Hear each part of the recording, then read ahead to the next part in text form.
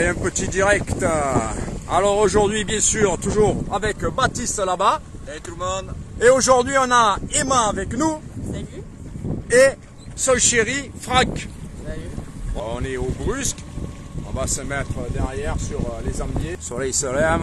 Enfin, il se lève. Il est 8h30. Et si on fait du poisson, on reviendra. Le bateau est ancré. Le pavillon est dressé. Chacun a sa bouée de signalisation. On peut s'adonner à notre passion. Voilà, aujourd'hui, donc, je suis avec Emma, Franck et Baptiste. Voilà, donc Baptiste et Franck pêchent de leur côté et moi je me retrouve avec Emma. On est sur les écueils des Magnots. Puisqu'aujourd'hui je fais équipe avec Emma, je vais donc la suivre un petit moment pour qu'elle garde un bon souvenir de cette sortie de pêche sous-marine en faisant quelques vidéos avec elle.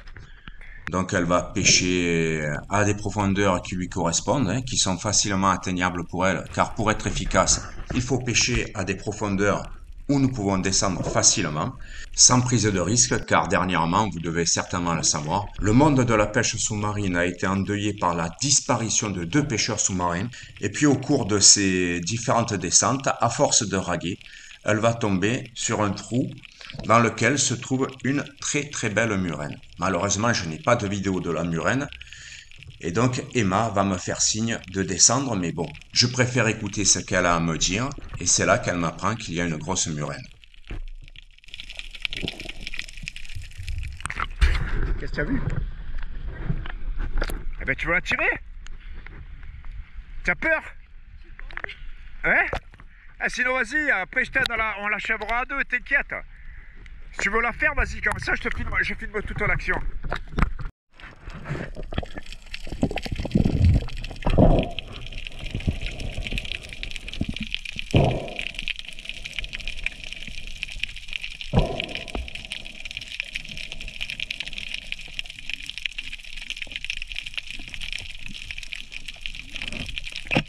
Malheureusement, Emma ratera la murène. Peut-être est-ce dû au stress, car elle n'avait vraiment pas envie de la tirer au départ. C'est devant mon insistance qu'elle a accepté à le faire. Bon, après, je reconnais que le stress ne fait pas tout, parce que contrairement à ce que je disais auparavant, pour Emma, lorsqu'elle a tiré sa murène, c'est vrai qu'elle n'avait pas vraiment envie de tirer ce poisson-là. Mais bon, moi, avant de pouvoir réussir à prendre mon premier poisson ce jour-là, j'ai raté 6 à 7 fois les sards. Donc là, sur cet agachon, eh bien, écoutez, je me positionne au fond. Il va y avoir quelques sards qui tournent devant moi.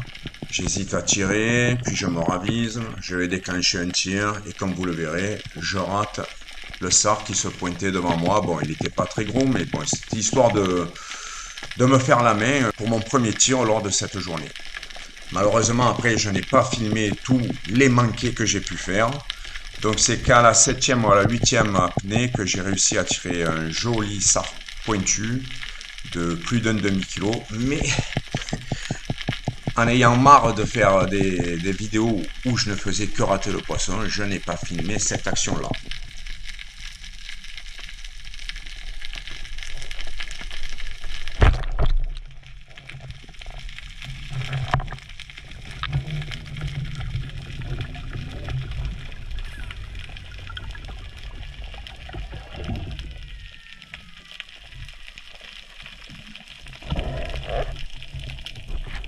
Si vous allez faire un tour sur l'île du Grand Rouveau, vous apprendrez que la construction du phare a été réalisée suite à la demande des marins, puisque comme vous pouvez le voir sur cette remontée, elle n'est pas signalée. Et donc, c'était vraiment un site très dangereux pour les bateaux. Et donc là, je ne sais pas si ce bateau était venu s'empaler sur cette remontée, mais toujours est-il que ça fait déjà de nombreuses années qu'il a été coulé. D'ailleurs, j'ai essayé de retrouver l'historique de cette épave sur Internet et malheureusement, là, je n'ai rien retrouvé dessus. Alors, si quelqu'un d'entre vous en sait un peu plus sur cette épave, qu'il me contacte. Et mon frère et moi-même, mon frère qui est sur ces images, seront ravis d'en apprendre un peu plus sur l'historique de cette épave. Mais revenons à la pêche sous-marine après cette brève pause sur l'historique de la navigation autour de l'archipel des Anguilles.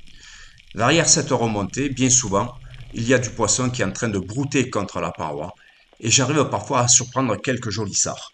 Grâce à la technique que m'a montré mon cher ami Stéphane qui bientôt sera de retour parmi nous pour, je l'espère, de très belles sorties. Mais comme vous allez le remarquer, malgré toute ma discrétion, je n'arriverai à surprendre aucun poisson.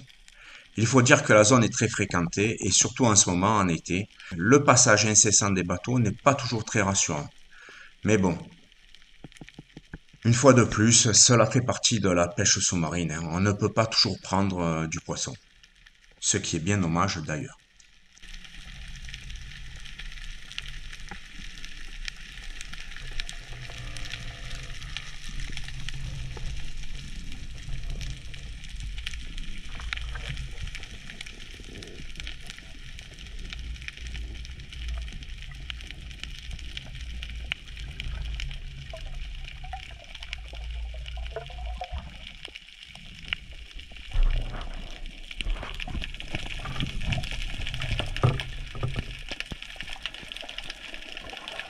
Ici, sur cette action, j'ai repéré un rouget depuis la surface, donc je descends discrètement. Bon, il est toujours en train de brouter autour de la touffe d'algues, là. Je l'aligne, mais bon, je suis pas sûr de mon tir, donc j'attends un petit peu. Et puis au moment où je veux déclencher mon tir, il avance, je tire. On le voit pas à l'écran, mais il s'est décroché. Et j'ai eu un peu de chance, j'arrive à le récupérer tout de suite. Un joli petit rouget pour moi.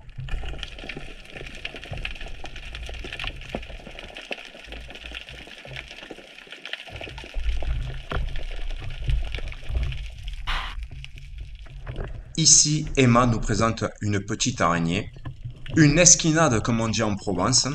Voilà, donc bien sûr, Emma voulait juste la présenter à la caméra, hein.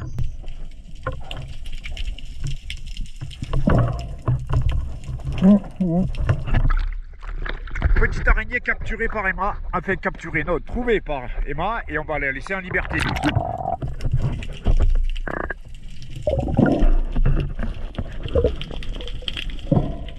Après avoir changé de spot, je dis à Franck que j'aimerais bien faire une ou deux vidéos avec lui.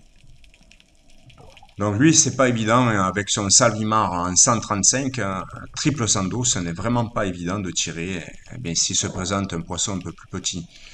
Aujourd'hui, Franck est vraiment décidé à prendre du beau poisson, du gros poisson. Je ne m'immergerai pas avec Franck. Je le regarde depuis la surface. Je ne respire presque plus. Je ne fais pas de mouvement brusque. On ne sait jamais si un poisson approche. Je me fais tout petit.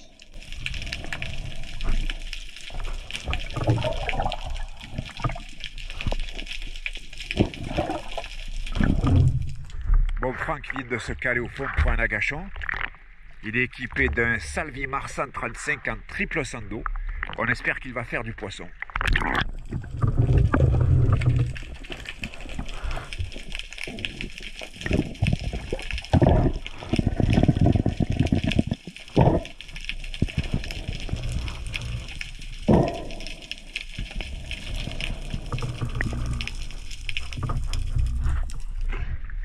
Oh, ça fait un sacré truc, hein, ton 135 là. De quoi? Ça fait une sacrée arbalète. Hein. Oh, bah, boy.